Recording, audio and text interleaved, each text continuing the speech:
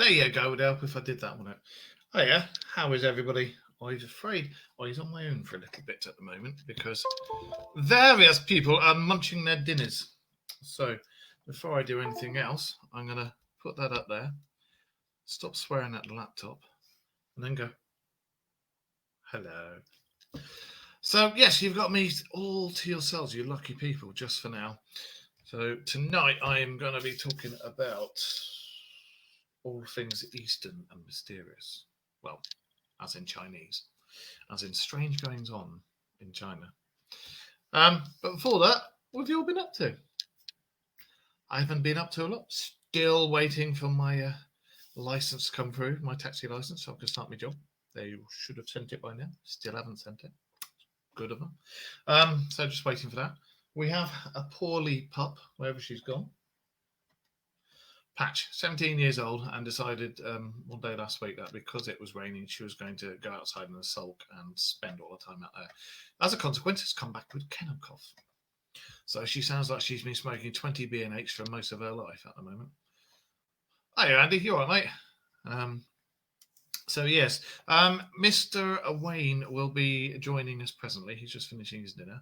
Taylor is still absconded in London, but she has said she's going to send comments via my phone. So, and then I can put her 10p in. Lindsay's here going, I'm not going to come on camera. I'm not going to do anything. And in fact, she is there. Say hello. Hi. And various paranormal pooches. One has just come in. The German Shepherd. Hello, good. I did have a cat lying across the keyboard who decided she was going to bugger everything on the laptop up, so had to sort that out. And paranormal pooch has just come back in, not coughing. So she just does sound like she's been smoking heavily. But it takes 3 weeks for kennel cough to clear up. But yes, you. I'm talking about you. Yes. This creature here, not me drink. That creature there. The one who's like, nope, not going on camera. Bugger off. Any road. So, how are we all? Let me just put that back a bit. There you go. Although you got the light shining off my bald pate, it's not half as bad as it was when it was up in the bedroom, is it? So yes, tonight we're going to be talking about mysterious things that happened in China. And I don't mean just the fact that I was born over there, or Hong Kong. There are two legends in China. One is of on the Mongol border. There's a village up there, and the villagers have very European traits: blue eyes, European-looking faces, blonde hair, some of them, and they're supposed to be related back to a lost Roman legion company of men. And I've looked into that and there's found out some interesting things. And there's also can't remember what the bloody hell they're called. Something or other discs. Hang on, hold up. Let me look. Where is it these bloody caves were? Right, the mountain range is called Bayan Karaula. Say that again. Bayan Karaula. Bayan Karaula is a mountain range on the borders of China and Tibet. And inside these caves, laid buried bodies of the most unique hominid species ever seen by man. And I shall read more about that. The archaeologists that stumbled upon the discovery of the case in 1938 first thought that they were bodies of apes. So in other words, they thought they found my ancestors. But apes don't bury their dead. I'm pretty sure my ancestors didn't either. So if not animals, then what or who, rather, are these odd-looking skeletons, and who did they belong to? Well, apparently they weren't human and they weren't animal, not entirely human. Skeletons showed small and very thin arms and legs, almost spindly, but really large heads as compared to the short and thin frames. And apparently they weren't bound, because there are some civilizations that did practice head binding, that these weren't bound. They were Tefal. I don't know if anybody remembers the old Tefal habits, but they were Tefal. They were those. And there was a Chinese archaeologist called Chipu Tai. Say it again. Chipu Tai. and his team were taking a closer look at the skeletons when they did notice something even stranger. Half buried in the cave on the floor there was a round disc, and it looked like it was made of stone and with a hole in the centre. So they found a huge polo. And there were spiral engravings or grooves, like two rings going around it, and they were concentric. And on closer examination, it looked like some sort of writing or hieroglyphics. Excuse me. Pardon me. But no one could translate the strange language. No experts on ancient writings. Long and story short, they found, I think it was just over 200 of these discs all in this cave system, and each one of them had these things on. More interesting about the caves is the fact that on the walls of the caves were carvings showing the rising sun, the moon, and the stars, which were joined together by lines of small dots. That, to me, suggests possibly constellations or routes, because, as you may or may not know, certain tribes throughout, not just Africa, but throughout the whole world, don't have written tradition. They have an oral tradition of passing down information. And at least one out of each civilization has got the story about their ancestors that came from the stars, and they can trace, which star system they came from. And there's a tribe in Africa. Don't even ask me to try and pronounce it because I can't remember. And if I did, I'd probably trip over my own tongue. But they can draw the constellation, and they can pinpoint exactly where their apparent gods or ancestors arrived in their starcraft and where they came from. And you talk to them, and it's like, yep, that's where we're from. And they'll point to it. And astronomists and everything have worked it out. And I can't remember which planet or anything is useless, isn't it? But it's a real planet, and it is out there in a real star system. And it's like, how the flipping heck can this tribe have known, not just now, but for the last few thousand years, about this star system, where it is, and their gods that came here, or ancient cousins. So still, I've always said that all the civilizations, for every single story you get about gods flying around in the sky and this, that, and the other, I've always thought it was something to do with either precursors or possibly aliens. There you go. That was your first one of the day. You lucky people, you. Right. So, as I was talking about these weird and wonderful skeletons and the discs that were found, it basically took 20 years for the discs to be deciphered or translated by experts in Peking. Have you ever seen a Peking duck? It literally, if you eat Peking duck, go to the marshes and you'll see ducks hiding behind the reeds and they go like, "Ooh," and that's Peking duck. I'm available for birthdays and bar mitzvahs. That was bad, wasn't it? Where was I? What was found on the discs allegedly was too much for authorities, and they wouldn't let him, this Dr. T, publish his findings. During more searches of the caves in the area, 716 of the same kind of discs were discovered. So basically, they found stone or old versions of an LP. For those of you who don't know what an LP is, make me feel old. There were two native tribes that still lived up in these remote. Hey, mate, you all right, dude? 'Tis little Mark. He's a fellow biker and friend of mine. And Andy is a fellow nutter in the same paranormal circles and friend of mine. And hello to you guys and anybody else who's listening. Anyway, there's two native tribes up in this remote location between right on the border of Tibet and China. It's almost inaccessible. And these two tribes are called the Dropper and Ham. Strange names. Ham. Dropper. And what's that? You drop the ham. Was that like dropping the base? But these stones are called the Dropper stones. And it's said that the Ham killed whoever came down on horseback, which is for some strange reason. And this tale has been traced back to 12,000 years. And that's how old that these cave markings are. And those round discs that were like records but made out of stone have been found to be. No one knew how to make these discs either. Nobody in any of the tribes. There's nothing passed down orally or written. Nobody knew how these discs going to be there, apart from some mad stories, which I will get to. And no one at that time, 12,000 years ago, knew how to make anything out of, well, cobalt. And that's what these discs had in them predominantly. It was cobalt and other metals, although they're stone, but you know what I mean. Allegedly, the Russians got very interested in these discs and took some of them to examine themselves. Not only were they intrigued by them, but while experimenting with them on a turntable, the discs gave out a kind of humming rhythm. So, these dropper stones, about that big. I've seen pictures of them. They're about that big. They have a hoy in the middle, and they have concentric grooves with hieroglyphics written in them. And also, apparently, they just go when they're spun. Odd. Where was I? Oh yeah, disc gave out a kind of humming rhythm. And according to the Russians, they figured that they may possibly have been used to work with electric charge. 12,000 years ago? Remember, I keep saying about things that are...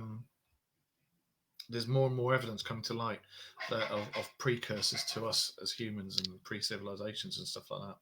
Or star people or aliens. Aliens! That's your second one of the day.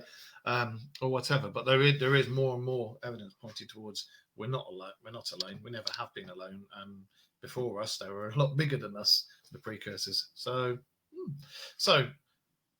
to recap, dropper stones found in caves on the Chinese-Tibetan border, way up high. And the stories behind them, legends behind them, and the skeletons that were found in these caves were of thin-armed, thin-legged, massive-headed humans. They weren't animals, and the DNA apparently came back as nearly all human. But the two tribes that are there don't practice head binding, and they war against each other. And all these discs were found in these caves where these people with the big heads allegedly lived. Russians then took these discs, some of them, experimented on them, and said that they looked like they worked on an electric charge. And the story of what the Russians found was also published in the Russian magazine Sputnik. So if you can find a copy of Sputnik out there with the dropper stones in it, knock yourself out. Let me know what you find out. And if anybody out there wants to drop me any questions or anything, if you're here on Facebook, drop me some in the chat room. If not, and you're reading this or watching this on YouTube, bless you. Put some in there and I'll get back to you. Anyway, Eric von Daniken, who believes in the ancient alien theory, they've accepted that these skeletons are as red. They're ancient aliens. But you know yourselves that for anything paranormal out there, and you've got to remember that paranormal isn't just ghosts and anything that some prat can call a demon. It's anything that we don't know. We can't put a finger on it, and we've got. And anybody says they're an expert on it. No, you're not. You just know a bit about the subject. Anything paranormal can be aliens, can be UFOs, can be cryptozoology, anything. But I do think that people like Eric von Daniken and a couple of the others, they may have something there when they talk about ancient aliens. If you've ever read his book, Chariots of the Gods, worth a read. Very interesting. Anyway, you also have the skeptics ruling out the skeletons and the discs and anything, and just saying it's got nothing to do with aliens. I missed out that one just now. That's 3 and a bit. But the interesting fact about these tribes is that the name Dropper translates as aliens. Oh, okay. Translation of the discs also speaks of the alien race as Dropper. So you've got the Dropper stones in the Dropper cave about the Dropper people. Now here's the story that they managed to translate from these hieroglyphs on the stones. This is what they got so far. So you'll have to excuse me looking over here. It's because my tablet is here and I have my Word document on there. Right. The name has different spellings like Dzopper. Dzopper. I think that's how you say it, DZOPA, Zopa. But it still exists a tribe in the same area now, called by that same name, so Dropper or Zopa. They do not call themselves descendants of any alien race, but their features are neither Chinese nor Tibetan. Now, I thought that about this particular race's features ties in nicely with this other tribe that's on the same border that are allegedly descended from a Roman legion that settled there, a lost Roman legion that settled there and mingled with the native Chinese. And that's why you've got this one particular bit of China with these very European-looking Chinese people. So, and you got to remember, I'm Chinese. I was born in Hong Kong. I have Chinese nationality. Actually, I've got 3 nationalities. I'm a bit of a Heinz 57. I have British nationality, I have Irish nationality, and I have full Chinese nationality as well. Do I look Chinese? No. But I do like a good Chinese menu, and I do like a good 69 every now and again. So anyway, this is not your regular alien encounter story. That was a shit joke. That really was. Scraping the bottom of the barrel there. I liked it. I strongly suspect Mark liked it as well. Right, these discs, the translation of it, says that these aliens, once their spaceship basically crashed in that area, and these aliens hid in the caves for 9 suns, meaning 9 days. The local humans knew all about it, but these guys hid in the caves to put the aliens, put the humans at ease, so that they didn't come in trying to beat the living daylights out of them. So these Dropper aliens let these guys know that they didn't mean any harm, and they crashed their ship, and they were buggered because they couldn't exactly call up a return boss home, you know. In 1995, in a news report from China on the eastern border of the Biancana Ula Mountains, which is where these cave systems were, a strange tribe of 120 people were found, which no one had seen or heard of before. So this tribe just appeared out of nowhere. The unique features of this tribe is they are no more than 3 foot 10 inches tall, and skeptics don't agree. It's skeletons that were found. Skeletons could be an extinct species of mountain gorilla, and the discs could be the work of an intelligent artist good in carving. Seriously, that was how the skeptics put these discs with these hieroglyphs down that nobody had ever seen before, and these skeletons of these people with the massive heads. It was a bunch of gorillas, and people had carved it because they were really good at painting.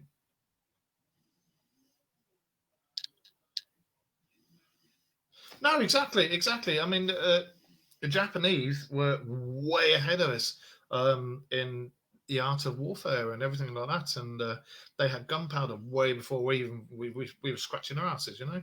So no, you're exactly right there, mate. And there's so many different legends that come out of China and Japan. I've done previous shows on it with Kerry and Carl, and there was just too much to get into, even 4 or 5 shows. There's just so much stuff out there. Anyway, where was I? Yeah, according to skeptics, this could be the work of an intelligent artist good in carving. And the natives of the area could naturally have short bodies and unique features living in a remote area. Right, so according to the skeptics, there's people that are 3 foot tall with heads nearly as high as their own body and long, thin, spindly arms and legs who were notoriously good at carving on stone. With long, thin, spindly arms and legs. How are they going to bash the living daylights into stone if they've got really thin, spindly arms? And if they've got spindly legs as well, how on earth are they going to pick the damn things up? Because you use your legs to pick it up. I call possibly bullshit on the skeptics there. And what really annoys me about skeptics, I don't know, really does, is that sometimes these guys, they just look at something, never look into the facts of things. They just go, no, preposterous, no, balderdash poppycock. We are the only people. No. Try and look at something and look around and eliminate everything that could be possible. Yes, aliens! And whatever's left, that's got to be the truth. And I'm sure Sherlock Holmes says something about that as well. But skeptics, these so-called experts in this, experts my ass. Anyway, one of the discs, apparently, this is a translation from one of these dropper discs, said the following. The dropper came down from the clouds in their aircraft. Our men, women, and children hid in the caves 10 times before sunrise.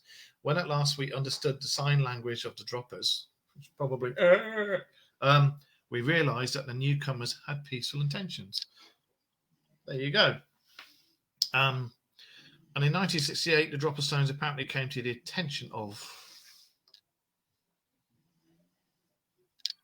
some Russian dude. I'm trying to pronounce the name. Hang on. Zaitsev. W. Zaitsev, a Russian scientist who republished the findings of the original Chinese archaeologists, Sun Nui, and conducted tests on these discs that revealed some very peculiar properties. The granite stones, apart from having those high concentrations of cobalt and other metals in it, were very hard indeed, so it would have made it difficult for the primitive people to carve the lettering, including ones with spindly arms and legs, Mr. Skeptic.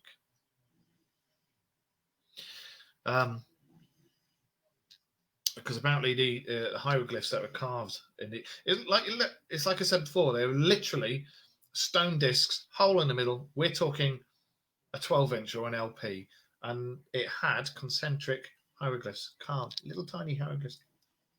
Tiny, Scotty, I shall call them tiny aliens, carved into them. Thank you so much for that. One of our paranormal pooches ghosts is lying down here, and she's decided that she's going to blow off with the power of about 30 buffalo. I can smell burning nostril hair. Anyway,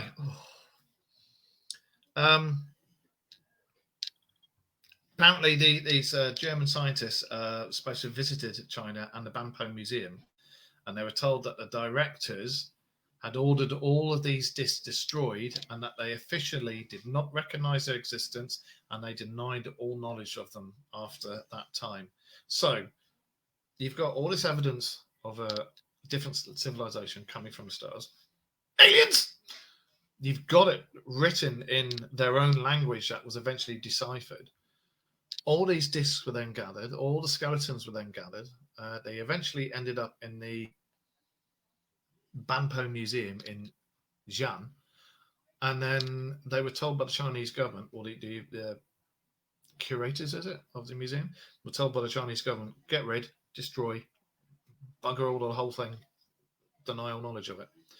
Yet they forgot there's two tribes up there on the mountains who've got this oral tradition, and probably still might have some of those discs stashed away, you never know.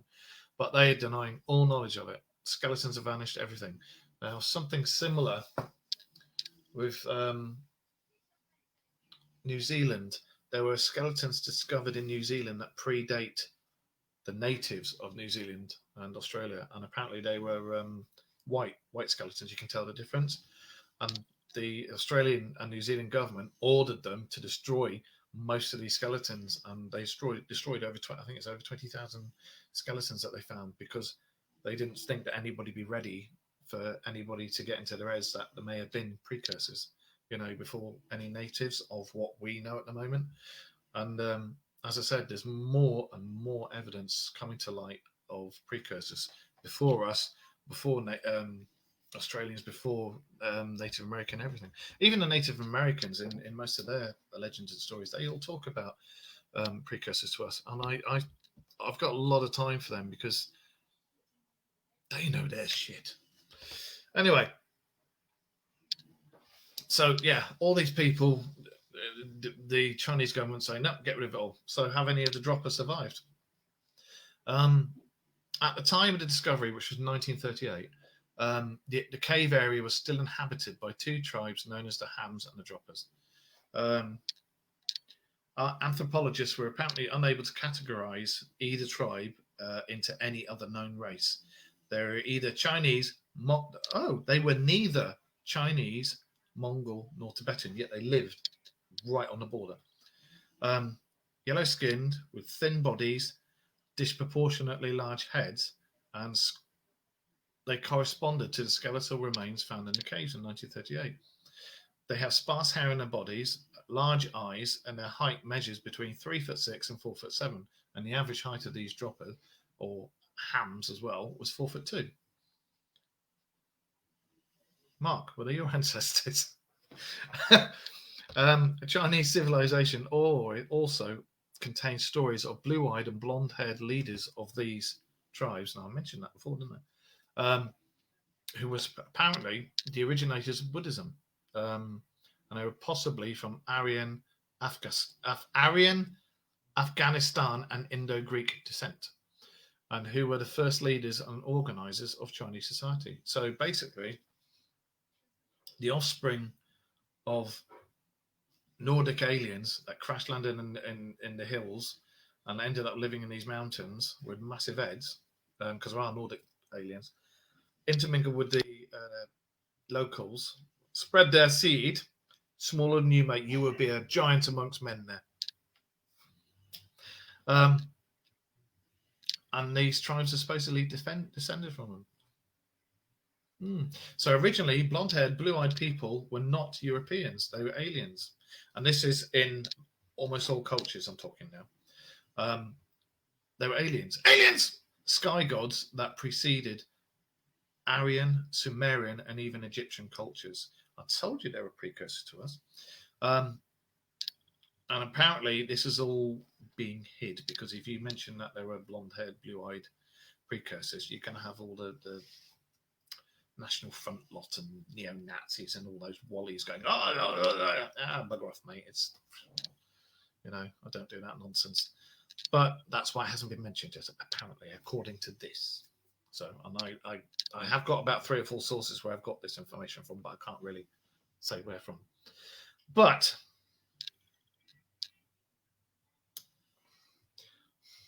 I have one problem with that. Yes, I believe there were precursors. Yes, they could very possibly have come from other planets and be aliens. But if they were so-called these Nordic ones, and all our precursors were red hair or blonde hair and this, that, and the other, then why have we, who are supposed to have descended from them originally or got parts of our DNA from them, then why have we got all these different ethnicities and cultures? If we're all supposed to come from that, then why have we got all these different things? I call that one out. I do. Or he does. But when you look into the different types of aliens, there's more than just Nordics. You've got reptilians. You've got energy ones. You've got this, that, and that. You've got the greys. You've got the blacks, as in they're like grey ones, but they're a bit taller. And I think they're greens as well. The greys, the blacks, and the greens are all sorted in the same category. They've all got the long heads and spindly arms and legs, but they all vary in height. And according to some government sources, they think that it's a caste system. So you've got like the bosses, then you've got the lower bosses, and then you've got the minions, which are the greys. So who knows? And this moves me nicely on to what I was talking about earlier when I said that there's allegedly, in fact, let me have a drink because I'm getting dry, very dry.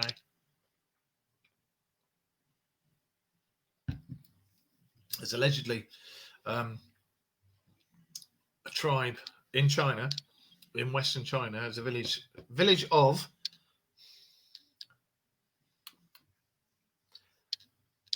Liqian, Liqian, Liqian, Liquian.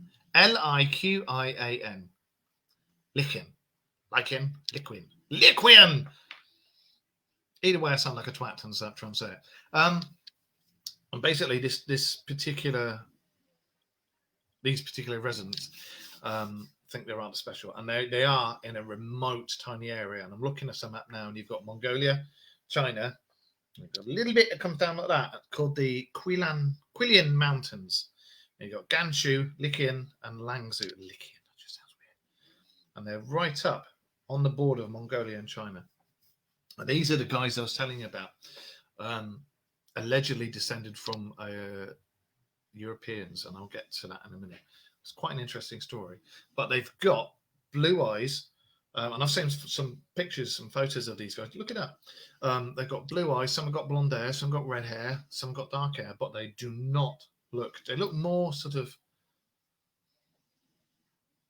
Mongol than anything else, but Mongol that's mixed with European, you know? Some of them look very Roman as well. Now, there has been DNA testing of these villages up in Lycian, which is near the Gobi Desert, if that's any help. And it shows that almost 2/3 of the residents of this particular area are actually descended from Europeans. They're Caucasians, which is bloody bizarre. Now, I'm going to show you a picture. We'll see if you can see it. Now, there's a famous Roman commander on the right, and that's his statue on the right. And he's called Marcus Classius. And there's a village elder on the left who's called Kai. And you'll see what I mean about blue eyes and European looking. See? You think there's quite a bit of similarity there, isn't there? When you look at the nose and the eyes and everything. But yeah, that's what all the residents of this particular area look like. Oh, and I've just seen Mr. Wayne. Hello, Mr. Wayne. Let me add him. Hello. Were you there long? About 5 minutes. That's because my tablet was covering you. Sorry. We've spoken about the dropper discs, and we've just gone on to this chap. Yep. Oh, it's my uncle. This is that area I was talking about with the Roman soldiers and everything. Yeah. Did you get my research? Yes. Yes. Cool. Well, I have been talking non-stop for just over half an hour, so you can start bloody talking now. I've just read about those two. I've had such a busy week, I ain't had time to do anything. I've been absolutely flat out trying to injure a wounded knee and back, which I've developed after my investigation at Rougham Control Tower. It has knocked me for 6 over the last week or so, and we've had nothing but issues with it to deal with in between. So it's a lot of the stuff that I've been meaning to do, I haven't been able to do. So it's a bit annoying, really. But yeah, I mean, I read up about the discs in China. Yeah, and the subject is quite interesting. But I mean, going back to I mean, I joined in backstage just as you were talking about the different types of aliens. Yeah. And I was hoping you would sort of get me in there so that I could interject and state that obviously at the moment, all of these possible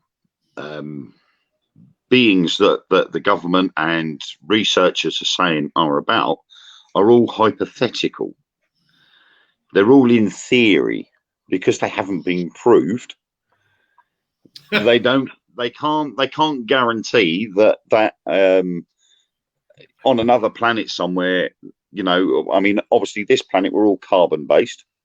That's right, yeah. But on another planet, it could be a silicon base. It could very well be. Depending on the makeup of the planet they're on, it would depend on how they develop. So if you've got a gravitational force that is different to ours, like, you know, it could be stronger than ours, it would mean that they would be more centered lower to the ground rather than we are. So life would develop in different ways depending on the genetic makeup of the item and its surroundings.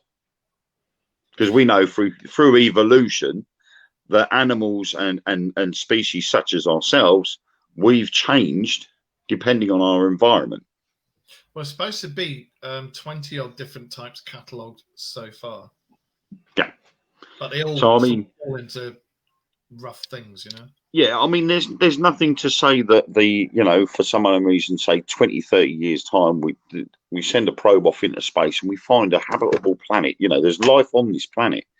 And we go down there, we turn the cameras on, and there's this big bright orange blob with one tentacle with an eye on the end. Sounds like one of my in-laws. There is nothing to say that that's not possible, and the reason why a lot of people sort of tend to poo-poo the idea is quite possibly because we haven't experienced it, and it's the same with the paranormal field and ghosts. You know, until somebody actually gets a full apparition and have a full conversation with that ghost, it's all going to be hypothetical.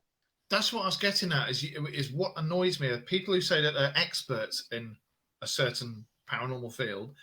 You're not, because the paranormal is just that it's unknown, so you can't be an expert. You know a lot about it, not an expert. Yeah, you can be well educated in a subject, but you would never be an expert, because until the science is proven, there can't be anybody. It's like demonology.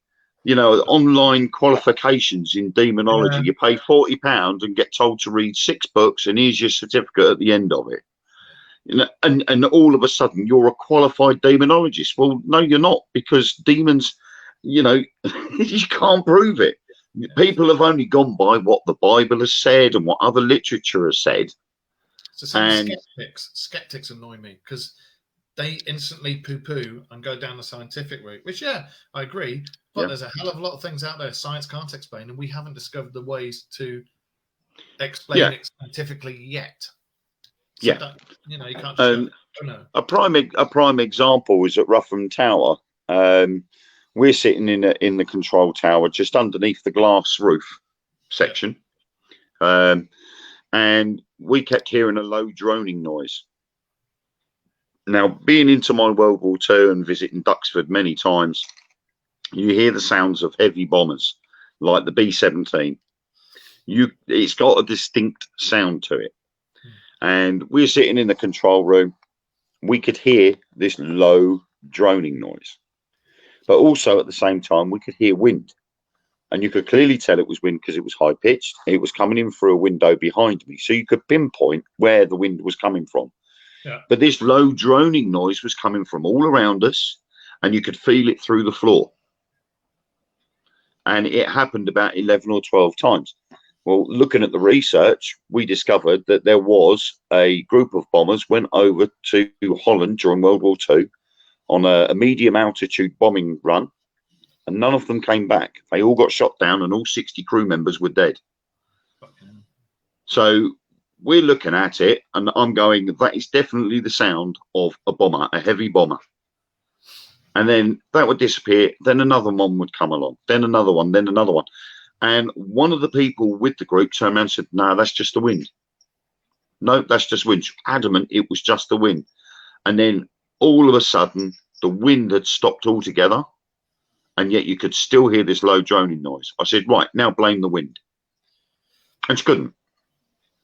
There was no wind, and she couldn't hear the wind, and she was just absolutely speechless. She's like, I can't explain it. She said, because the wind had stopped. I said, right, so you explain that then. And it would happen. You know, you'd get 11 or 12 of these low droning noise coming in, going out again, and then 5 or 10 minutes later, you would hear that same 11 or 12 coming in again.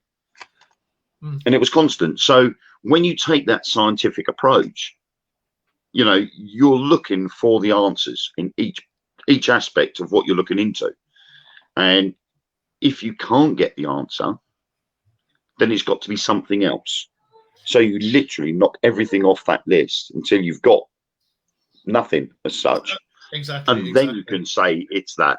Yeah. But there is no experts, and I don't think there ever will be, until aliens pop up and say, how do I come in peace? This is a federation of universal planets. They did that. And here's a list of all the different species of aliens you'll encounter on your journeys through the universe. Yeah. There is going to be no experts. Well, back to European Chinese. that, ladies and gentlemen, was our little rant about so-called experts and skeptics and various people. Quite frankly, if you're an investigator and into the paranormal, and you've got certain genres that are your forte, they just get on your nipples because they either poo-poo it or they're experts on it, and it's like, no, you're not. Anyway, I was talking about these the legend of the Roman legion that intermingled with the local Chinese, and we got to so far. I described how they got blue eyes, some have got blonde hair, some have got red hair. They got European features in their faces, and I was just showing the photo of a villager called Kai and a very famous Roman commander called Marcus Crassus, and they look very similar. And it was actually Marcus Crassus's legion that intermingled with them. And do you want to read the legend out to the people? What legend is that? Would you like me to do it? I'll tell you, literally, I had dinner and got the kids up to bed. So I've literally just jumped on without having anything in front of me. Well, basically, in 53 BC, after Marcus Crassus was defeated by the Parthians and he was beheaded near what is now Iran, stories came about that 145 Romans were captured and had wandered the region for years. This little village that I spoke about that's near the Gobi Desert, it's linked with Rome was first suggested by a professor of Chinese history at Oxford in the 1950s. That's Professor, and he's got an awesome name, Homer Dubs. Believes the group. You just see Homer Dubs. He's you know, his hobbies are at home are ancient antiquities, Romans, and you know, Homer Dubs. And he believes that the group of these Romans travelled east. They were captured by the Chinese and founded Liquian, or Liquan, I don't know how you pronounce that, in BC. And he theorised that they made their way as a mercenary group eastwards in a fish scale formation, and that's how they became captured by the Chinese 17 years later. And they made their way towards today's Uzbekistan. And then later enlisted with a Han chieftain called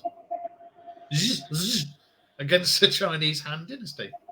But basically, long story short, these Romans are said to have populated with the locals, formed this village, and now today you've still got their descendants. And when you look at those pictures, like I said, those.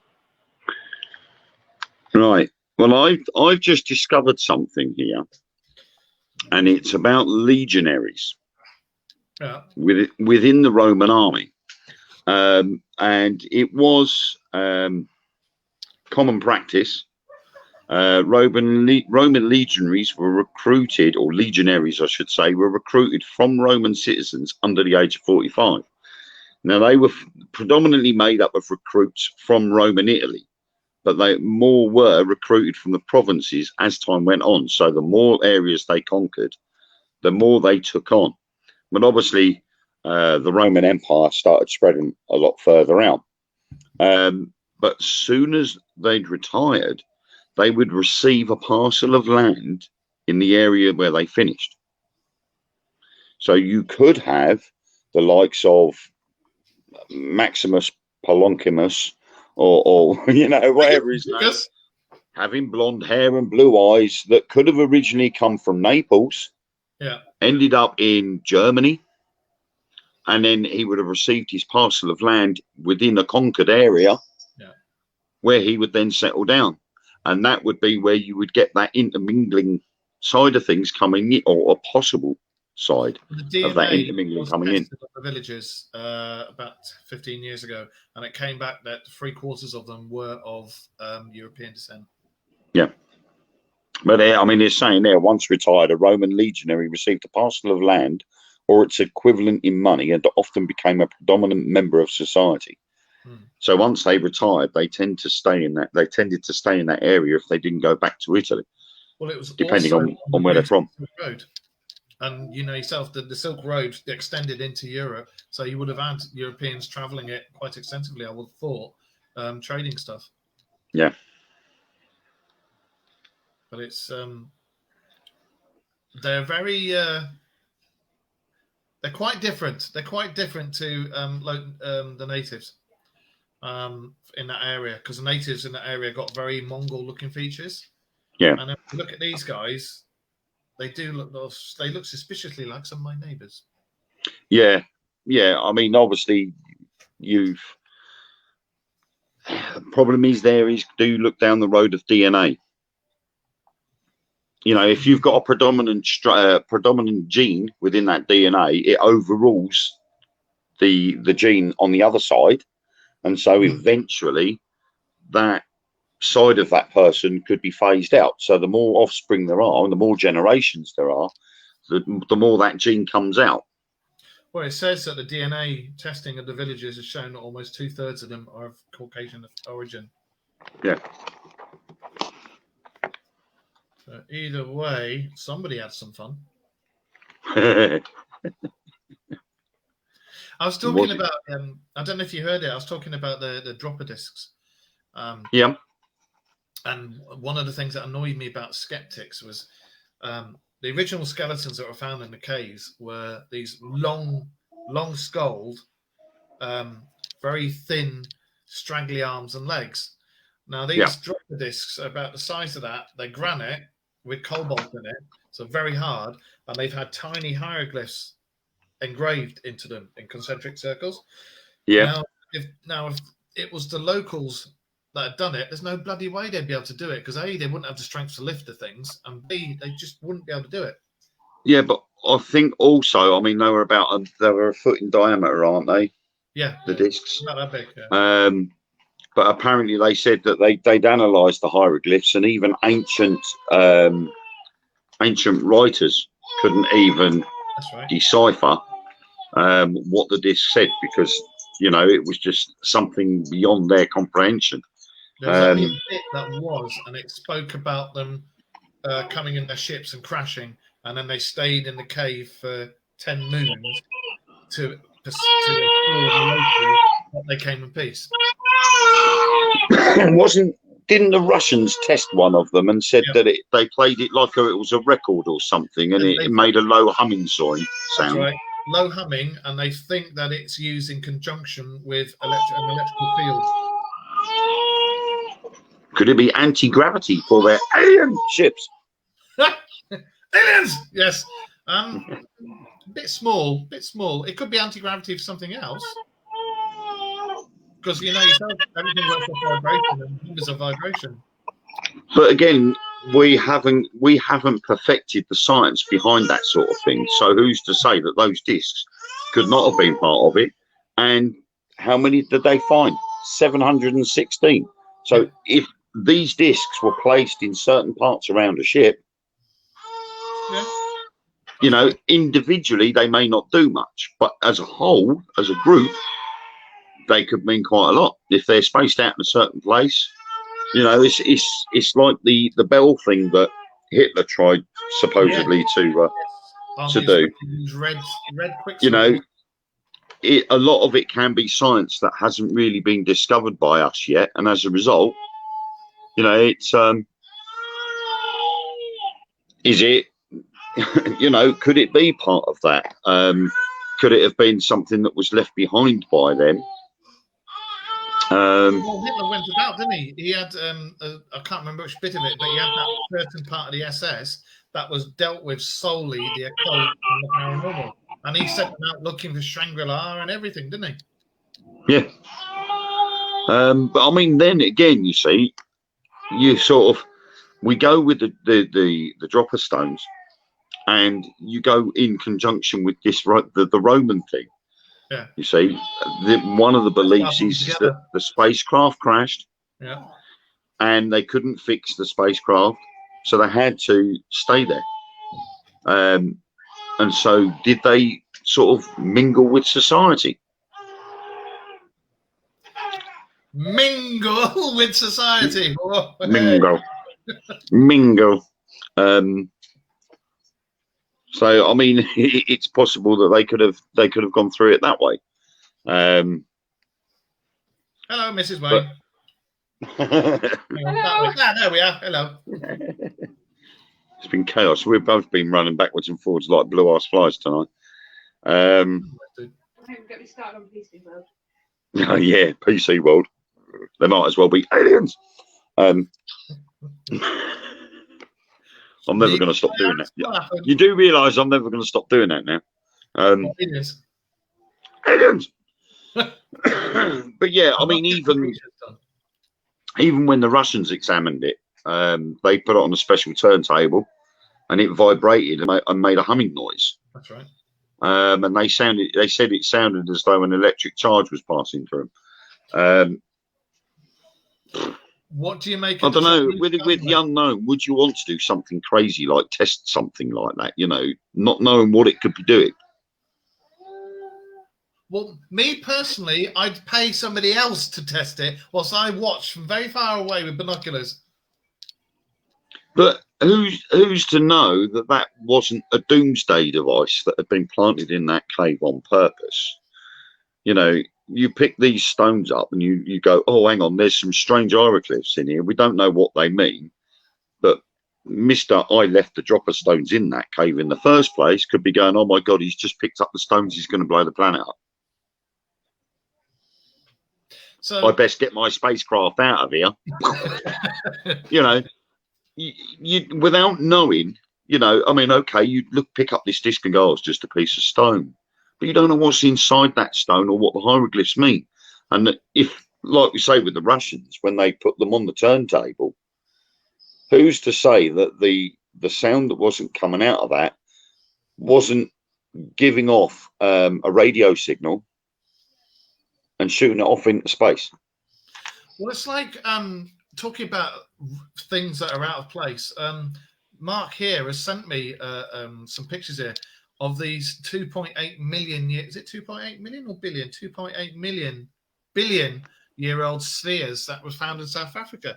And when you look at them, they look a bit like cricket balls. Yeah. But they certainly don't look natural or natural strata on them. No, they definitely look a bit. They do look like cricket balls because you've got the lines that are running through them. So, and there's quite a few things like this. There's and allegedly on the steppes of Russia, there was found. They think they found the remains of what could possibly have been some sort of power station because they found concourses and where pipes would have been and stuff. And it's nearly a million years old, this place. And there's more and more evidence pointing towards precursors. Yeah, I mean, you know, you could. There's more and more of these weird things turning up, and I think science is allowing us to find these things. I mean, I'm looking at something now called out of place artifact. That's what I want to do for our next one, out of place. And it is an artifact of historical, archaeological, paleontological interest found in an unusual context. So obviously the Doper stones or donor stones, I've lost what it was now, they would be part of it. Yeah. Because they are found in sort of unusual context. Was there a hammer or pickaxe head found in a load of coal? And when the coal split open, there was this pickaxe head that was of yeah. There was some sort of tool found in there, and it technically shouldn't be there because on carbon dating the coal had been formed hundreds of thousands of years earlier. Yeah. Than what the axe head would have been done. So it's a case of, well, how the hell did that get down there? And there's so many more artifacts of that particular type turning up now where people are scratching their head and going, well, come on, Mr. Scientist, you've told us we've been here for X amount of years. This says we haven't. Yeah. I mean, we've got plenty of items that we can go on there. I mean, there's the Attica-Thera mechanism. That's right, yeah. They reckon that was on a ship, wasn't it? It was something to do with plotting courses. Form of mechanical computer created between 150 and 100 BCE based on theories of astronomy and mathematics developed by the ancient Greeks. In design and workmanship reflect a previously unknown but not implausible degree of sophistication. So then that points the finger at the likes of the Atlanteans again, because the Atlanteans were supposed to be an advanced civilization. Right, and I reckon that Atlantis was real. I do think Atlantis was real. There's too many different civilizations and people have said, yeah, it was real and blah, blah, blah, blah, blah. Yeah, I can't see why it couldn't be. I mean, if you look at, I know, prime example, Dunwich on the East Coast here, Dunwich. Is that the that was one of the biggest harbour places in Europe. In the, I think it was 1400s. And then a huge storm destroyed the town and pushed it into the North Sea. Exactly, and if that can happen, why can't? If you've got a series Exactly. of concentric ring islands, if the bloody tsunami came along, that's it, end of it. Yeah. So it is possible that there could have been an entire civilization of people disappeared under the waves through whatever reasons, whether it's a storm, a tsunami. There's no reason why it can't happen. Look at Pompeii. Pompeii disappeared under a load of volcanic ash. Well, one of the theories I've seen about Atlantis was some bloke factored it all in and thought that the remains of it was somewhere, I think it was somewhere in Turkey, in the foothills of a mountain in Turkey. And I'm thinking, how? Everywhere else has said, oh, it's somewhere in here, and we think that's where the remains of the pre-Greeks come from. I can't remember what they're called. They only know these pre-Greeks by their pottery that's been found in the pictures, but they used to worship the bull. I can't remember what their name of them was. Minoans? Minoans. Yeah. They think that the Minoans were the remains of the Atlanteans who survived. And they tried to start again, but went tits up, basically. But I mean, you've even got the Baghdad battery. That's right. Yeah. That's on hieroglyphs as well. And you then got fringe theorists are involved in that one. Yeah. They reckoned it was a galvanic cell for electroplating. Have a look at this. This is about those balls that Mark sent. There you are. Globes which have a fibrous structure on the inside with a shell around it are very hard and cannot be scratched even by steel. The Mohs scale of hardness is named after Frederick Mohs, who chose 10 minerals as reference points for comparative hardness, with talc the softest and diamond the hardest. Steel ranks about 6.5 to 7.5, so the spheres would be harder than that according to Marx. Yeah. You wonder, doesn't it? And what would need, say, I mean, over the thousands of years, they would have degraded a bit. What would need ball bearings as hard as that? Or I don't know, say an alien spacecraft or something. Yeah. Whatever it is that's made the etchings around them has got to be harder than the object that's been etched. Exactly. So I mean, it's like glass cutting. You use a diamond cutter to cut glass because it's harder than glass. That's right. So the theory there is for something to carve that stone, whatever it was, had to be harder than that stone. So unless those stones had gone through some strange volcanic chamber that was lined with diamonds, and the diamonds scratched a perfect circles around them stones, hardly unlikely, I think. Yeah, it's a bit far-reaching, isn't it? But you'll get something that will go, oh, no. And that's the thing. When you take the scientific approach at things, you look at it and you go, right, okay, so this stone has got 7.5 on the Mohs scale. Yeah. So whatever is higher than that could have caused it. Yeah. But how would it have caused 3 perfect straight lines all the way around that stone? Exactly. And the only answer is the ludicrous thought that it's passed through a lava tunnel laced with diamonds and it scratched 3 perfect lines, or it went through and did it once, then went back like on a lathe and did it all over again. Yeah. And then again. Exactly. It's not going to happen. No. So straight away you push that idea out. Something else has got to be involved for that. Especially with the age of them. No, exactly. And that's what I was getting at, is all these things are being found and they're placing man back further and further, way back past when it's thought we first evolved.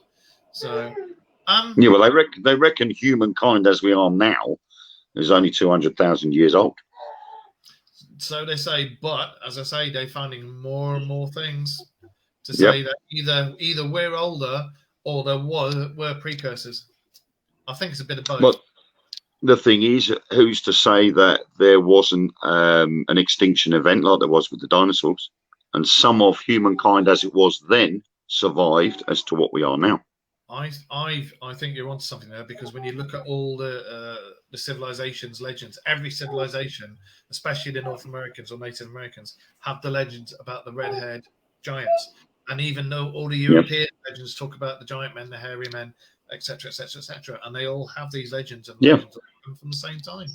So could it be that there was an extinction event that wiped out civilization as we know it and covered up all the evidence? Because this extinction event may have put mankind as it was then so far underground that we haven't dug down that far to find them. So places like Atlantis may have existed, and that extinction event may have covered it all up completely beyond our reach.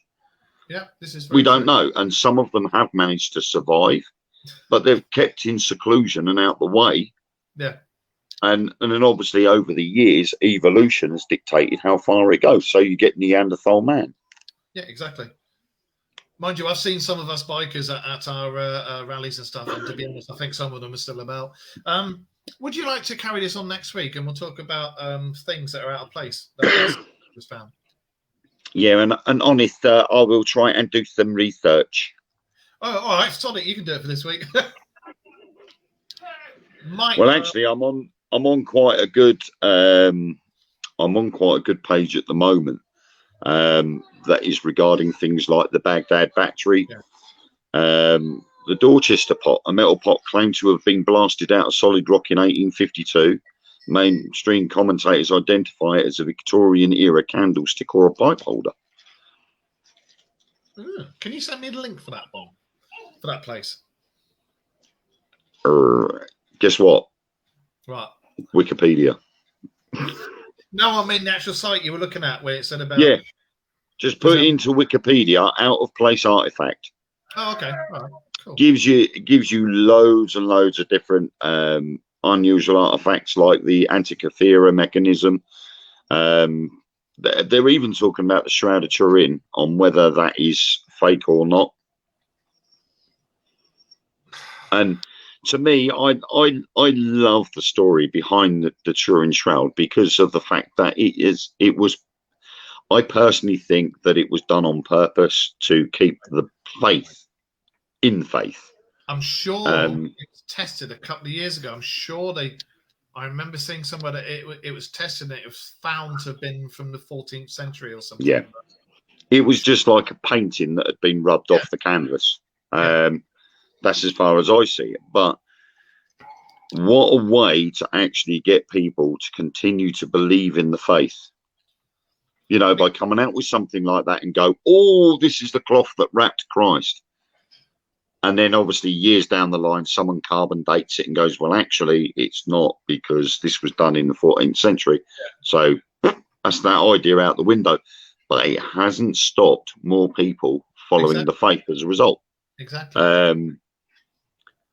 But you then go... and other people who are into alien, ufology and stuff, I've seen weird and wonderful things that I can't explain on some nights. And it's that's kept me going, do you know what? I think there is something out there.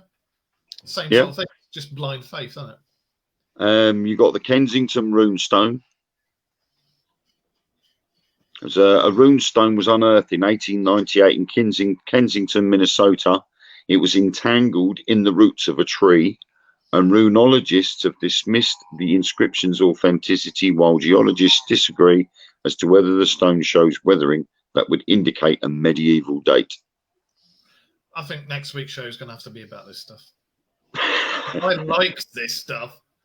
I think I found something.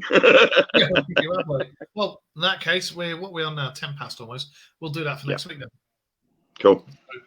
Well, thank you for joining us, and don't worry about today. You've had a shit and hectic week. Don't worry about it. I did get on board.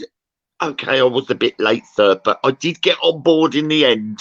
Well, Taylor was supposed to as well. She said she was going to send comments via this, and I've received exactly bugger all.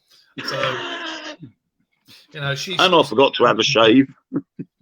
Have you noticed the beard's gone? The beard's yes, gone. I have. Yes, I have. I saw that. No, that's because of I look like an egg if I shave mine off. So. well, that was because of the Royal Air Force. I thought I better get rid of it. It's got to go. How's that going? At the moment, we've got the. I have a live interview stroke tour on the 14th next week. It was the 11th, but they changed it courtesy of COVID and not being able to get the staff. And then on the 17th or the 18th of this month, I've got to go to RAF Honington for my first lot of tests. Well, good luck. So that's one reason why I've been so busy, because I've been flat out trying to find all my qualifications and everything, because they've turned around and said that, you know, if you've got the degrees and that and you've got the paperwork for it, then there's a good chance you'll spend 2 weeks at RAF Cranwell and you'll come in as a pilot officer. So if all goes well with that, then it'll be fun times ahead. Well, bloody good luck to you, sir. Thank you. We are down in Somerset at the end of the month. On the way back, if you would like, we can possibly come up and see you guys on the way back. Definitely. Yeah, yep, for that. I don't know if I want to fucking see it. That's nice. Oh, thanks. Come here, so come here. Why didn't you want to come and see me? All right, we might do. I'm all right then. Depends if this one behaves itself. Yeah, if you behave yourself, I might even sort out some dinner for us. Oh, well, there you go. Bloody hell. I'll behave then. Ellen's spaghetti bolognese, if you like spaghetti bolognese. I do like I spaghetti. make a banging spag bowl. There you go. She makes a banging spag bowl. Yeah. All right. Well, on that note, I shall say goodbye to everybody listening and watching. And yes, I will remember to upload this straight onto YouTube as soon as I've finished, because I forgot a couple of weeks ago. So thanks for joining us. Thank you everybody else, and anybody who wants to join us next week with any questions about out of place artifacts, and join us in the chat room, and we will endeavour to scratch our heads and try and answer them, won't we? Yep. So I shall see you soon, and I'll be back there in a minute. Bye. See ya.